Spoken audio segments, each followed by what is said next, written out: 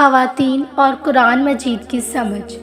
قرآن مجید کا خطاب مومن مردوں اور عورتوں دونوں سے ہے، اگرچہ اس میں صیغہ مردوں کا استعمال کیا گیا ہے، لیکن مفسرین نے صراحت کی ہے کہ ایسا صرف اسلوب بیان کی وجہ سے ہے، ورنہ اس میں جو احکام بیان کیے گئے ہیں ان پر عمل کا تقاضا مردوں اور عورتوں دونوں سے ہے۔ قرآن مجید میں جنت اور جہنم کا تذکرہ بہت تفصیل سے کیا گیا ہے۔ جنت کی نعمتیں بیان کی گئی ہیں اور جہنم کی اذیتوں کا ذکر کیا گیا ہے۔ صحابہ کرام جب قرآن کی تلاوت کے دوران جنت کی آیتوں سے گزرتے اور بشارت طاری ہو جاتی تھی، وہ کچھ دیر ٹھہر کر اللہ تعالیٰ سے دعا کرتے کہ وہ انہیں جنت کا مستحق بنا دے۔ اسی طرح جب وہ جہنم کی آیات سے گزرتے تو اس میں لرزہ طاری ہو جاتا تھا، وہ رک کر اللہ تعالیٰ سے دعا کرتے تھے کہ وہ انہیں جہنم سے بچا لے۔ یہی معاملہ صحابیات کا بھی تھا۔ حضرت عباد بن حمزہ بیان کرتے ہیں کہ میں حضرت اسماء کی خدمت میں حاضر ہوا، وہ قرآن کی تلاوت کر رہی تھی، جب سورہ طور کی اس آیت پر آیت نمبر 27 آخرکار اللہ ہم پر فضل فرمایا اور ہمیں جھلسا دینے والی ہوا کے عذاب سے بچا لیا، تو اس پر ٹھہر کر بار بار اسی کو دہرانے لگی اور اللہ تعالیٰ سے عذاب جہنم سے بچانے کی دعا کرنے لگی۔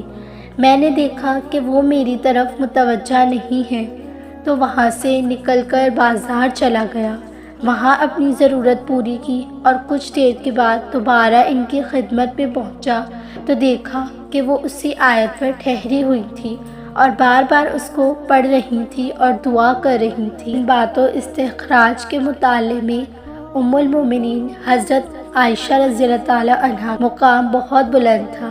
رسول اللہ صلی اللہ علیہ وسلم کے نکاح میں آنے کے بعد انہیں آپ سے استفادہ کے بھرپور مواقع حاصل تھے۔ جب بھی انہیں کسی آیت کا مطلب سمجھنے پر دشواری ہوتی تو وہ آپ صلی اللہ علیہ وسلم سے دریافت کر لیتی۔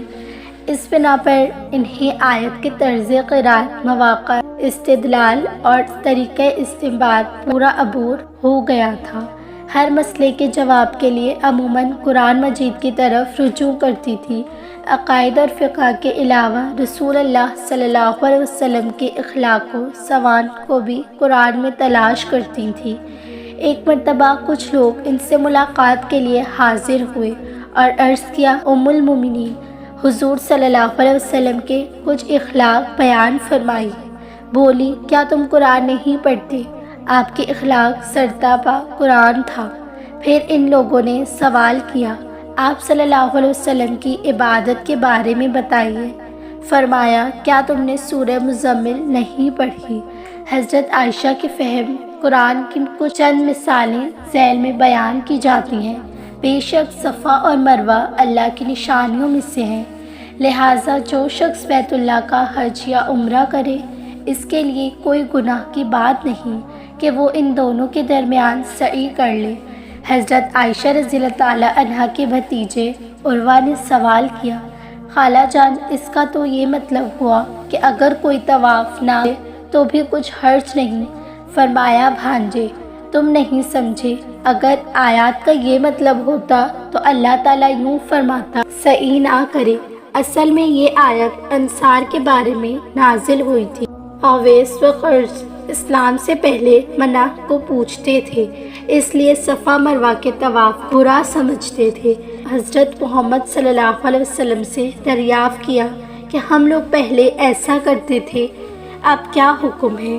اس پر اللہ نے فرمایا کہ صفا مروہ کا طواف کرو، اس میں کوئی حرج نہیں۔ عبید اللہ بن زیاد بیان کرتے ہیں کہ میں بصر سلمہ کے 2 بیٹوں کے پاس گیا، میں نے دریافت کیا ایک شخص سواری پر سوار ہوا، وہ اسے کوڑا مارے اور اس کے لغز لیے، کیا اس سے متعلق تم نے حضرت محمد صلی اللہ علیہ وسلم سے کچھ سنا ہے؟ انہوں نے جواب دیا، نہیں۔ اسی وقت گھر کے اندر سے ایک خاتون کی آواز آئی، اس نے قرآن کی یہ آیات پڑھی، زمین پر چلنے والے کسی جانور اور ہوا میں پرندوں میں اڑنے والے کسی پرندے کو دیکھ لوں یہ سب تمہاری ہی طرح انواع ہیں۔ ان دونوں نے کہا یہ ہماری بہن ہے جو ہم سے بڑی ہیں۔ انہوں نے رسول اللہ صلی اللہ علیہ وسلم کا زمانہ پایا۔ صحابیات کے زمانوں میں بھی مسلمان خواتین کا قرآن مجید سے شغف جاری رہا ہے۔ انہوں نے اس میں غور و تدبر کیا ہے، اس کے درس میں مجلسیں آراستہ کی ہیں، قرآن کے ترجمے کیے ہیں اور تفسیریں لکھی ہیں، اور قرآنی تعلیم عام کرنے کے لیے ادارے قائم کیے ہیں۔ آخری زمانے میں جب انہیں دینی اور عصری جامعات میں اعلیٰ تعلیم کے مواقع حاصل ہوئے ہیں تو اس میدان میں بھی وہ مردوں سے پیچھے نہیں رہی ہیں، اور انہوں نے قرآن موضوعات پر معیاری تحقیقات پیش کی ہیں۔ لیکن آج کی عورت قرآن سے کہیں دور جا چکی ہے، جو کہ فکر کی بات نہیں، اور مردوں کو چاہیے کہ گھر کی عورتوں کو قرآن کی توجہ فرمائیں۔